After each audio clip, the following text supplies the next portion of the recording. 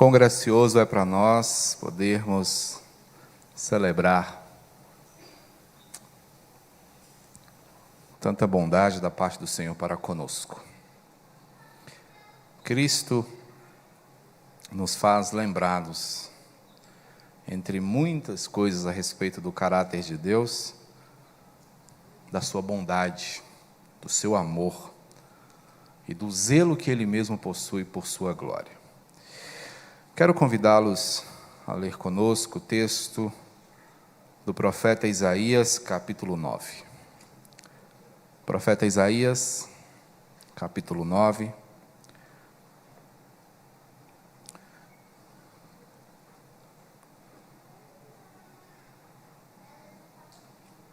Apenas o verso de número 6. Queria pedir a você, coloque-se de pé, em reverência à palavra do Senhor.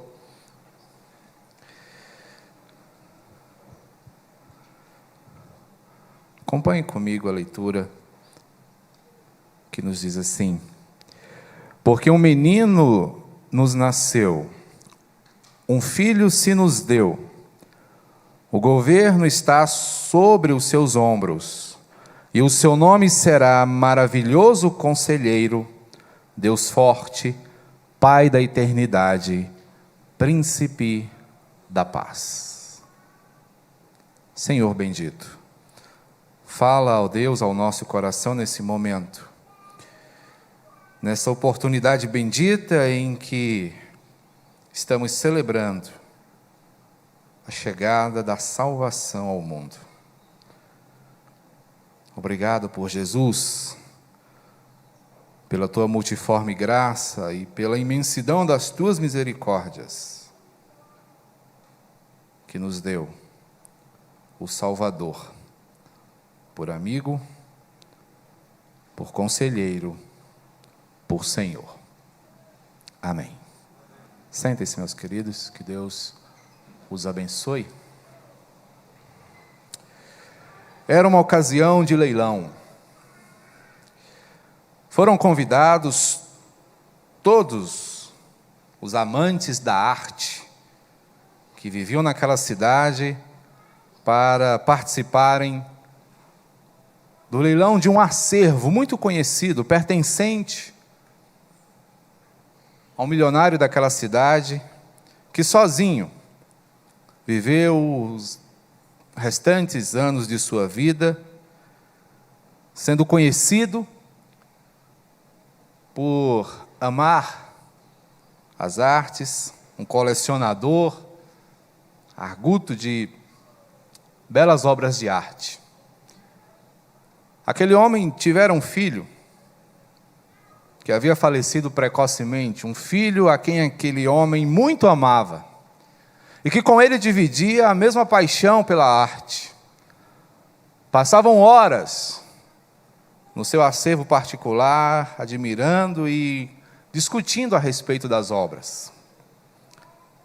Mas, com a perda do seu filho, aquele homem passou os anos finais de sua vida sozinho, triste, saudoso.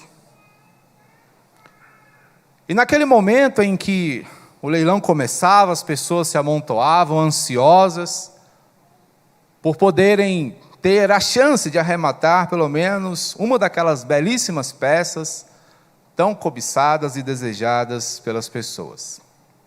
Finalmente, o leilão começa. E, diferentemente do que esperavam as pessoas que ali estavam, ele trouxe um quadro desconhecido, não era obra de nenhum pintor renomado, uma peça intitulada O Filho. Uma pintura feita por um artista desconhecido, que retratava a imagem daquele filho perdido por aquele homem. Obra que ninguém conhecia e, portanto, ninguém dava valor. O leiloeiro, então, começou o pregão e disse: este é o quadro O Filho, que está aqui ao preço inicial de $100. Alguém dá mais? Silêncio. $100 é o lance inicial, alguém dá mais? E diferentemente do que se faz num leilão, ao invés de aumentar o preço, ele foi diminuindo. $80, alguém arrisca? Ninguém. 60? Ninguém. E na plateia alguns já começavam a se impacientar, dizendo: comece o leilão de verdade, estamos aqui para isso. E ele foi baixando o preço, até que chegou a um valor irrisório, e ninguém arriscava um lance. Estava ali entre aqueles circunstantes, um dos empregados daquele homem, que estendendo a mão ousou dar um lance. $10. E o leiloeiro disse: $10 ali para o cavalheiro. Alguém mais? Ninguém. Dou-lhe uma, dou-lhe duas. Vendido. E logo após anunciar a venda daquele quadro desconhecido, intitulado O Filho, ele disse: está encerrado o leilão. As pessoas se levantaram: como assim? Mas nem começou. Ele disse: olha, eu preciso comunicar a vocês, há uma cláusula aqui no testamento que ordenava, que definia esse leilão, que aquele que arrematasse esse quadro receberia de presente toda a coleção deixada pelo homem. Muitos se indignaram, muitos reclamaram, mas essa era a condição estabelecida pelo testamento. O que nos leva, meus irmãos, a pensar de forma muito interessante sobre um outro pai que amou profundamente o seu filho e que tudo dá àquele que o recebe. É disso que trata, meus irmãos, o texto em questão. O profeta Isaías, um profeta messiânico, que viveu cerca de 600 anos aproximadamente antes do nascimento do Salvador, e anunciou a sua chegada, anunciou o seu ministério, anunciou as suas obras, e o apresentou como sendo um presente à humanidade. E nessa oportunidade tão bendita, eu quero justamente falar com os irmãos acerca do presente de Deus para nós. Cristo se dá a nós, melhor dizendo, como um presente vindo dos céus. Um presente que recebemos da parte do Pai. E Cristo, abrindo mão da sua glória, abrindo mão da sua majestade, desce a nossa condição para que sejamos salvos, para que sejamos resgatados, para que sejamos acolhidos na família de Deus. E esse presente que vem dos céus é para nós muito especial. Pensando, meus irmãos, nesta época que é tão marcada pela troca de presentes, uma época que ganhou contornos comerciais, onde crianças anseiam ganhar aquele tão sonhado brinquedo, onde pessoas anseiam conhecer o valor e o tamanho do amor das pessoas à sua volta por elas, nós somos chamados a refletir sobre o gracioso presente que a eternidade nos dá. E o nome desse presente é Cristo Jesus, o nosso Salvador. O profeta está falando de desolações.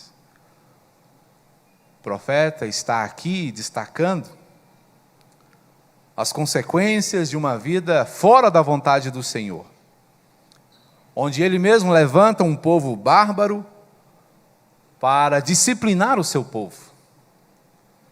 E esse povo, os assírios, deixam ao longo do seu caminho uma desolação profunda, mas o profeta olha para adiante e vê a restauração que há de ser desenvolvida por esse presente, por esse Filho de Deus dado ao mundo.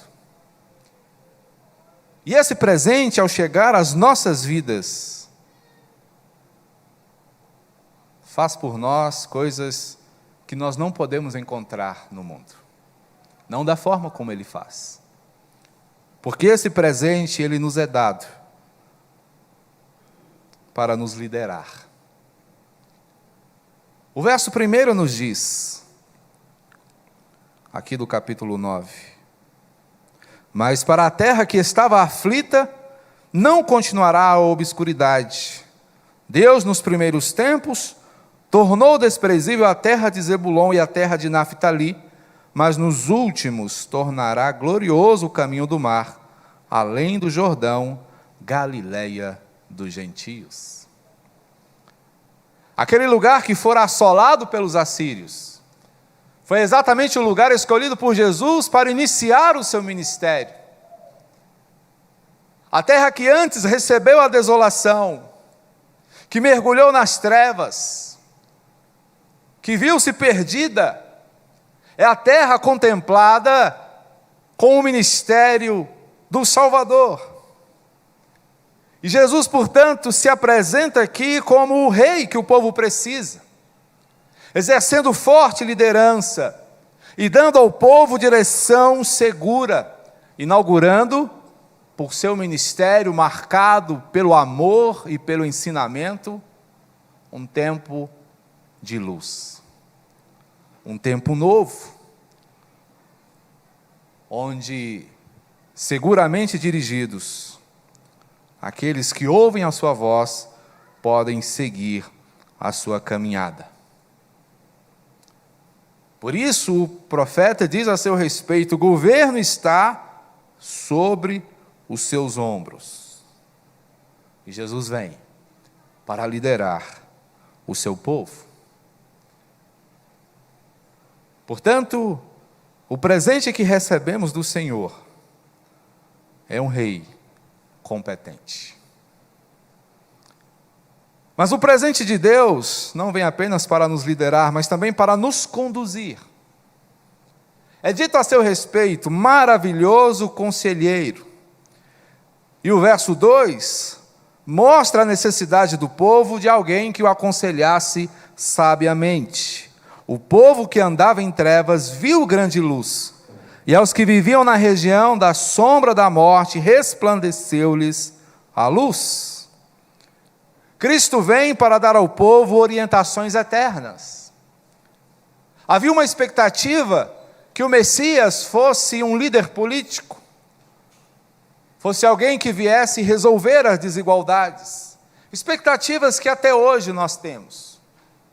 Mas Cristo, quando vem, Ele vem para conduzir de forma eterna. Por isso, Ele é chamado de maravilhoso conselheiro, porque a sua liderança é exercida de forma sábia, orientada pela eternidade. E é por isso que seus preciosos conselhos são também precisos. São conselhos que atingem diretamente o coração. São conselhos que fazem diferença à vida. São conselhos que conferem sentido à existência, porque o pastoreio desse presente de Deus chamado Jesus é um pastoreio perfeito.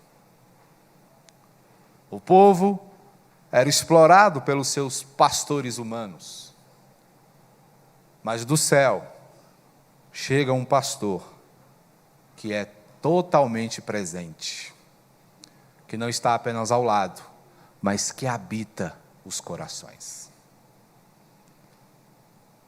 O presente do Senhor vem para apacentar nossas almas.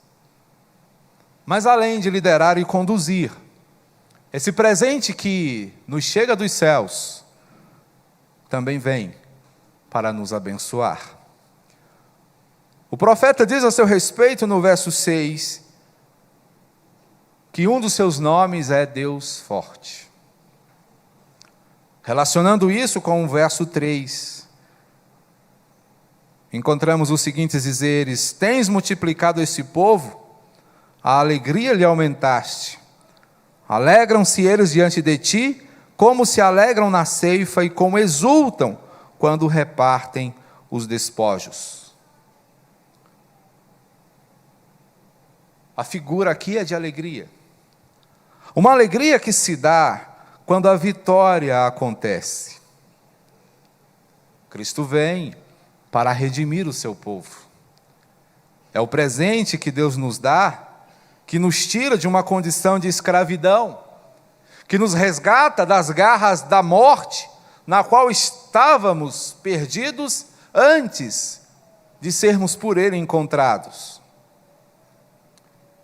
A sua justiça, a sua sabedoria, nos conferem bênçãos e alegrias indizíveis, alegrias muito maiores do que aqueles que, tendo vencido a batalha, têm a oportunidade de recolher os despojos, do que aqueles que, em meio a uma festa, podem celebrar. Porque a alegria que vem juntamente com Jesus é uma alegria que o mundo não conhece, é uma alegria que o mundo não pode dar, é uma alegria que não se pode encontrar em nada que é oferecido no mercado. É uma alegria que presente terreno nenhum pode nos oferecer. Porque o presente aqui, no caso, é um Redentor sapiente, que sabe o que faz, porque conhece exatamente do que precisamos. Portanto, o presente que recebemos da parte de Deus chega às nossas vidas para nos liderar, vem para nos conduzir, vem para nos abençoar, mas também vem para nos sustentar. Ele é o Pai da eternidade. E o verso 4 nos diz ainda assim: porque tu quebraste o jugo que pesava sobre eles, a vara que lhes feria os ombros e o cetro do seu opressor, como no dia dos midianitas. A realidade aqui é uma realidade de escravidão. Escravidão que o povo de Deus experimenta no cativeiro, por causa da sua obediência. Escravidão que se experimenta no mundo, quando se atravessa este mesmo mundo, segundo os seus ditames, e não como quem segue a Cristo. O mundo, conforme a palavra mesma afirma, jaz no maligno. Está placidamente dormindo nos braços daquele que o oprime. Mas aqueles que são conduzidos por Jesus Cristo encontram paz e liberdade. E exatamente por isso encontram o sustento. A ideia de Pai da eternidade aqui é bem interessante, porque o profeta não está se referindo a Jesus como sendo o Pai. A distinção das pessoas da Trindade não é afetada aqui. O Filho é o Filho e o Pai é o Pai. Mas há um entendimento na compreensão hebraica de que Pai é sinônimo de origem. É como se estivéssemos falando da fonte de todas as coisas. Cristo, portanto, é o fator gerador de toda a vida. Lembremos do que nos fala o apóstolo João, quando diz que nada do que foi feito sem ele se fez. Cristo, portanto, é a fonte de toda a providência, de todo o cuidado e de toda a libertação. Portanto, o Senhor nos dá um libertador, mas não qualquer libertador, mas um libertador influente, que ao chegar às nossas vidas, transforma profundamente a nossa existência. Portanto, o presente que chega dos céus aos nossos corações, vem nos libertar verdadeiramente. Mas ele vem, além de para nos liderar, conduzir, abençoar, sustentar, ainda para nos pacificar, porque ele é também chamado o príncipe da paz. E o verso de número 5 nos diz que toda bota com que anda o guerreiro no tumulto da batalha, e toda veste revolvida em sangue serão queimadas, servirão de pasto ao fogo. O que o profeta está dizendo para nós aqui é que todo armamento de guerra se torna obsoleto, porque Cristo põe fim à guerra. Mas você poderia dizer, mas eu já ouvi dizer, pastor, que Cristo veio para trazer espada. Sim. Mas estamos aqui falando de uma guerra que havia entre nós e o Senhor. E Cristo vem para pacificar esse conflito existente entre Deus e a sua criação por causa do pecado. Cristo é o príncipe da paz, porque ele vem pôr fim à guerra e nos reconciliar com Deus, estabelecer entre nós um vínculo de paz com o nosso Criador. E é justamente por causa disso que podemos gozar de um descanso em nossa alma, porque é Jesus que nos convida: venham a mim todos vocês que estão cansados e sobrecarregados, e eu vos aliviarei. Portanto, o Senhor, o nosso Deus, nos dá de presente um conciliador excelente, e seu nome é Jesus Cristo, o Filho de Deus. Percebam, meus irmãos, portanto, que neste Natal nós somos agraciados com o melhor presente de que se tem notícia. Nós recebemos da parte do Senhor um rei competente, um pastor presente, um redentor sapiente, um libertador influente e também um conciliador excelente, Cristo Jesus. Amém? Feche os seus olhos, vamos orar, agradecidos a Deus por esse tão precioso presente. Amado Pai, nós te louvamos, e ainda, Senhor, que dessemos a nossa vida, estaríamos em débito, porque, ó Deus, nada pode se comparar ao que o Senhor nos deu. Obrigado por Cristo Jesus, obrigado pela salvação, obrigado pela oportunidade preciosa da adoração. Amém.